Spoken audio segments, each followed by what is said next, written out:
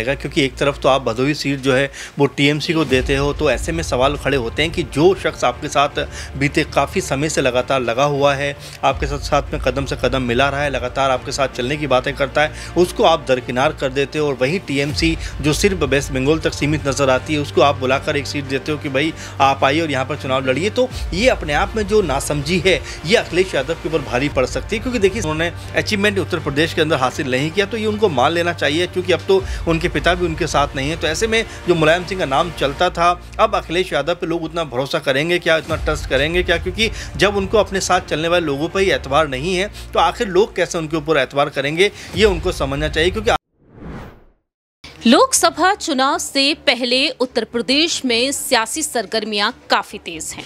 जो महागठबंधन हुआ है, उस महागठबंधन में कहीं ना कहीं रार बढ़ती हुई देखी जा रही है और कहीं ना कहीं ये गठबंधन टूटने की कगार पर अब पहुंचता हुआ नजर आ रहा है। ऐसे में देखा जाए तो अब उत्तर प्रदेश में सवाल उठ रहे हैं आजाद समाज पार्टी के राष्ट्रीय अध्यक्ष चंद्रशेखर आजाद को लेकर कि चंद्रशेखर आजाद क्या वाकई में अब एक बड़ा खेल कर देंगे? क्या अखिलेश यादव पूरी तरीके से अकेले पड़ते हुए नजर आ सकते हैं? ये सवाल यहाँ पर कई राजनीतिक मुद्दों पर फैसला लेने के चलते उठ रहे हैं। नमस्कार, मैं प्रांशी राठौर और आप देख रहे हैं नेक्स्ट 9 न्यूज़। स्वागत है आपका हमारे खास प्रोग्राम सियासी सच में। हमारे साथ मौजूद हैं इस वक्त अमन जी। अमन जी, जिस तरह से आप देख रहे हैं कि उत्तर प्रदेश में चंद्रशेखर आजाद का जो वर्चस्व है वो कितना बढ़ता हुआ नजर आ रहा है। दलित वोट बैंक को जिस तरह से एक वक्त बहुजन समाज पार्टी साधती हुई नजर आई, आज चंद्रशेखर आजाद कहीं ना कहीं आगे बढ़ रहे हैं उसे संभालने। 20 से 22% वोट बैंक है और ऐसे में यहाँ पर देखा जाए जो चंद्रशेखर आजाद मायावती जी के गुणगान गाते हुए नजर आते हैं, वो चंद्रशेखर आजाद अचानक से सुर बदल लेते हैं अखिलेश यादव के लिए। जो तिकड़ी हमें उत्तर प्रदेश में देखने को मिलती थी वो टूट चुकी है। जयंत चौधरी इंडिया गठबंधन में जा चुके हैं, लेकिन अब चंद्रशेखर आजाद के जो सुर जिस तरीके से बदल रहे हैं और अखिलेश यादव के सुर भी उनके लिए बदल चुके हैं। कैसे देख रहे हैं, क्या अखिलेश यादव का साथ अब चंद्रशेखर आजाद भी छोड़ते हुए नजर आ सकते हैं? देखिए, जाहिर बात है कि आज़ाद तो बाद में छोड़ेंगे साथ, पहले अखिलेश यादव ने उनका साथ छोड़ दिया, क्योंकि नगीना सीट पर लगातार ये बात कही जा रही थी कि भाई यहाँ पर दलित बहुल इलाका है और यहाँ पर जो है आज़ाद को लड़ाया जाना चाहिए। और ये बात काफ़ी समय से चल रही थी। आपने देखा भी कि इससे पहले भी जो आज़ाद थे कई बार जाकर वहाँ पर रैलियाँ कर चुके हैं, लोगों से मिल चुके हैं और बड़े स्तर पर जो है रोड शो कर चुके हैं। लेकिन उसके बावजूद जब 15 तारीख को जब कांशीराम जयंती के मौके पर जब आज़ाद जो है नगीना पहुँचते हैं, वहाँ जाकर एक बड़ी जनसभा को संबोधित भी करते हैं, लेकिन शाम होते होते खबर आती है कि जो नगीना की सीट है उसके ऊपर जो इंडिया गठबंधन से समाजवादी पार्टी ने मनोज कुमार को उतार दिया है, जिसके बाद ये कहा जाने लगा कि भाई क्या जो सारा जो बना बनाया खेल था वो अखिलेश यादव ने खुद अपने हाथों बिगाड़ने का फैसला कर लिया। क्योंकि आज़ाद अगर सपा के साथ होते, इंडिया गठबंधन में होते, तो ये मानकर चलिए कि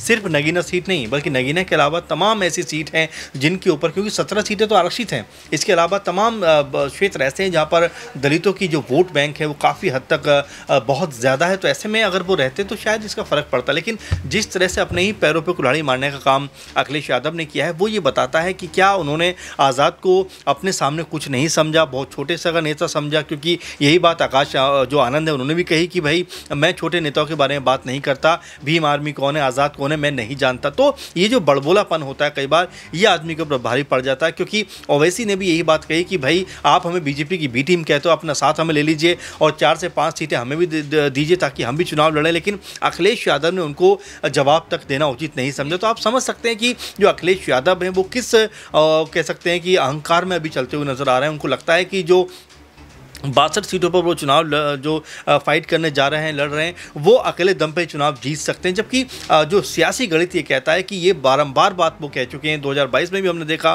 कि अखिलेश यादव इतने उत्साह में थे कि उनका दावा था कि पूरी तरह से यहाँ पर सरकार में काबिज हो जाएंगे। लेकिन उसके बावजूद भी उनको तमाम कोशिश के बावजूद भी 100-110 के आसपास सीटों पर उनको सफलता मिली, लेकिन सरकार से बहुत दूर रह गए। तो ऐसे में उनको ये सोचना चाहिए कि जब तक लोग साथ नहीं होंगे, दल साथ नहीं होंगे, आप बहुत बड़ा इम्पैक्ट क्रिएट नहीं कर पाएंगे। देखिए, जिस तरह से यहाँ पर चंद्रशेखर आज़ाद को लेकर अब जो कयास बनते हुए देखे जा रहे हैं, क्योंकि नगीना लोकसभा सीट जिसकी चाह चंद्रशेखर आज़ाद को रही और वो नगीना लोकसभा सीट पर अखिलेश यादव अपने नेता को उतार देते हैं प्रत्याशी के तौर पर। मनोज कुमार को टिकट दे दिया गया है अब समाजवादी पार्टी की तरफ से। ऐसे में यहाँ पर यह कहा जा रहा है कि चंद्रशेखर आज़ाद जो बीते कुछ दिनों पहले अखिलेश यादव पर जो टिप्पणी किए थे कि खतौली सीट पर हमारी वजह से आपने जीत हासिल की है क्योंकि हम आपके साथ थे, जयंत चौधरी और चंद्रशेखर आज़ाद। और अब यहाँ पर बातें ये निकलकर सामने आ रही हैं मंजी कि चंद्रशेखर आज़ाद नगीना लोकसभा सीट पर जिस तरह से चुनाव लड़ना चाहते हैं, ऐसे में कांग्रेस ने पैरवी की, अखिलेश यादव नहीं माने, प्रियंका गांधी वाड्रा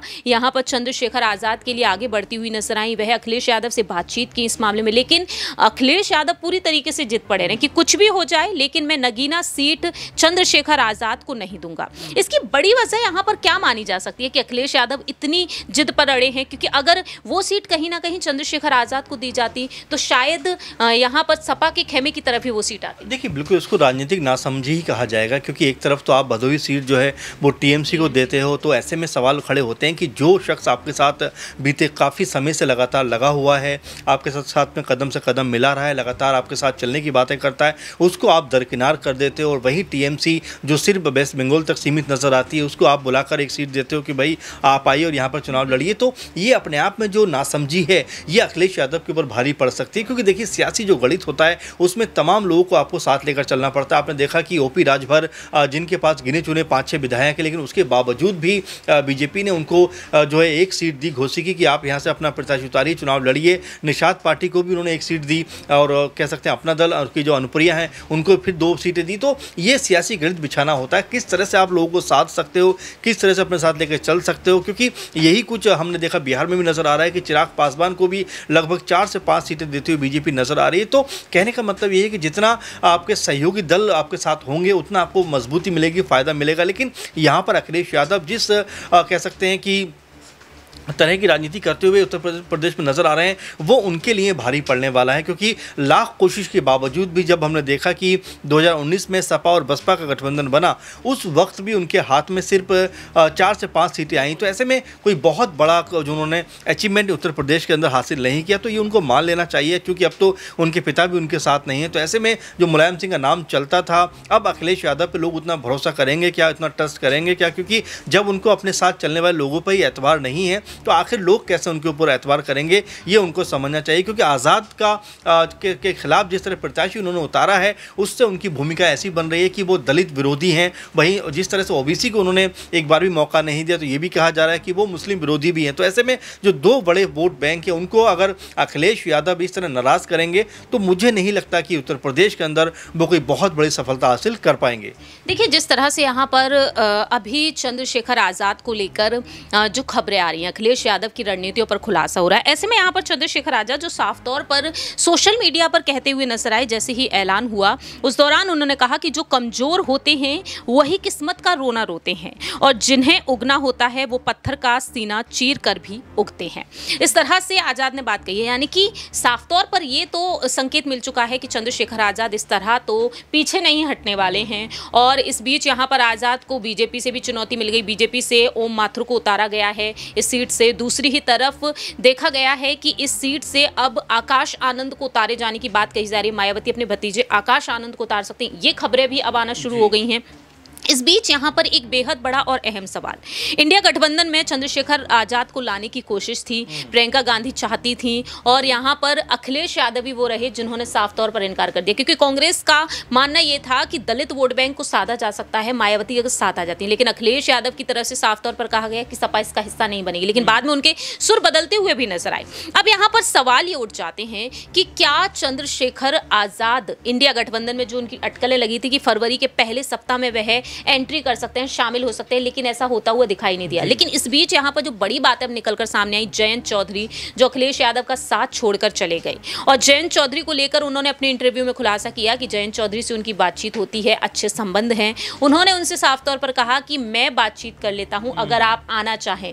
तो क्या यहाँ पर चंद्रशेखर आज़ाद को एक बड़ा शानदार ऑफर मिल गया एनडीए की तरफ से, क्या वह जाना चाहेंगे? पल भर में तो यहाँ पर नाता जयंत चौधरी ने भी तोड़ दिया। अब लोकसभा चुनाव का ऐलान हो चुका है, एक बड़ा फायदा यहाँ पर आजाद को मिल जाता है। नगीना सीट अगर यहाँ पर एनडीए की तरफ से दी जाए, बीजेपी की तरफ की सहमति से दे दी जाए, तो क्या आजाद एनडीए की तरफ जाएंगे, बीजेपी से गठबंधन होगा? देखिए जाहिर बात है, और ये बात पूछी भी गई थी, उस बात पे आज़ाद ने कहा भी था। देखिए राजनीति का कोई पैरामीटर नहीं होता कि जो आज है वो कल भी वैसा ही रहेगा, क्योंकि हर एक दिन, हर एक कह सकते हैं रोज़ अपने आप में जो स्थिति परिस्थिति है वो बदलती हुई नजर आती हैं। आज़ाद के बारे में आपने कहा, जाहिर सी बात है, यही जयंत चौधरी थे जो बीजेपी के अनाप शनाप बयानबाजी किया करते थे, आज वो खुद उनके पहलू में जाकर बैठ गए। तो ऐसे में ये कहना है कि आज़ाद नहीं जाएंगे, मुझे नहीं लगता कि ऐसा होने वाला है। अगर बीजेपी ने उनको 1 या 2 सीटें ऑफर कर दी, जाहिर बात है कि उनका रुख भी एक तरह के बीजेपी की तरफ होता हुआ नजर आएगा, क्योंकि ऐसे में राजनीतिक जो परिदृश्य होते हैं, राजनीति का जो माहौल होता है, उसके हिसाब से बहुत सारी चीज़ें तय होती है। और यहाँ पर अगर देखा जाए तो आज़ाद के लिए एक मौके की तलाश है। वो लगातार ये सोच रहे हैं कि इस तरह से मैं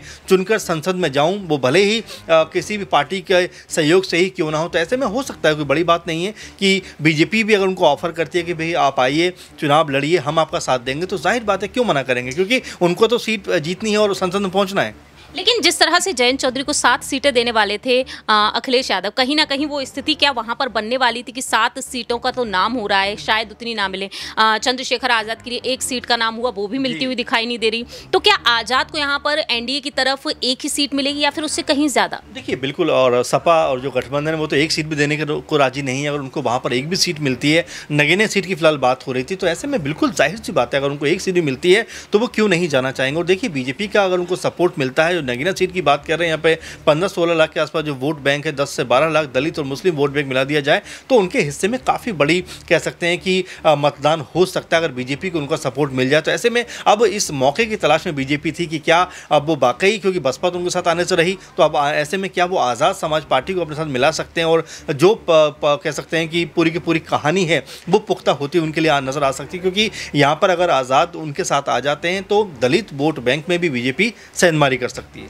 वाकई अब यही देखना होगा कि आने वाले समय में चंद्रशेखर आजाद क्या कोई बड़ा खेल करते हुए नजर आएंगे। फिलहाल तो यहाँ पर यही संकेत मिल रहे हैं कि अकेले अब कहीं ना कहीं वह ताल ठोकते हुए नजर ही आएंगे, क्योंकि नगीना सीट पर जिस तरीके से वह दावा कर रहे हैं, अलग अलग क्षेत्रों में दौरे लगाते हुए नजर आ रहे हैं। ऐसे में चंद्रशेखर आजाद क्या वाकई में इस बार नगीना सीट पर जीत हासिल करेंगे या फिर यहाँ पर 17 की 17 आरक्षित सीटों पर अब वह यहाँ पर चुनाव लड़ने को लेकर एक बड़ी रणनीति बना सकते हैं। फिलहाल इस खास प्रोग्राम में इतना ही। आपकी क्या कुछ राय प्रतिक्रिया है, कमेंट सेक्शन में आप बता सकते हैं। तब तक के लिए आप देखते रहिए नेक्स्ट 9 न्यूज़।